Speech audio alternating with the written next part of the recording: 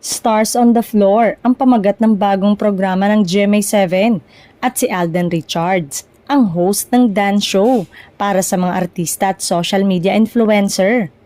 Nahasa na si Alden sa mga hosting job niya na pawang mga reality competition show ng Kapuso Network. Makakasama ni Alden sa Stars on the Floor sina Marian Rivera, Pokwang at ang choreographer na si J. Joseph Roncel Valles bilang mga hurado ng dance program.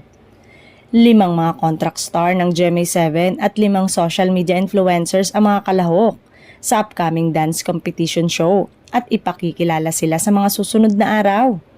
E-ere ang show tuwing Sabado simula sa June 28, 2025. Nangyari noong Miyerkules ang taping para sa pilot episode ng programa. Ang Stars on the Floor ay isa lamang sa maraming proyekto ni Alden para sa 2025.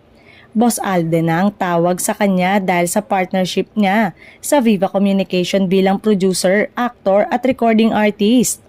Natatawa si Alden kapag tinatawag itong Boss Alden ng Entertainment Press na natutuwa para sa bagong kabanata ng kanyang buhay bilang negosyante at may-ari ng Myriad Entertainment Corporation. Noong March, naganap ang contract signing niya kasama si Boss Vic Del Rosario ng Viva.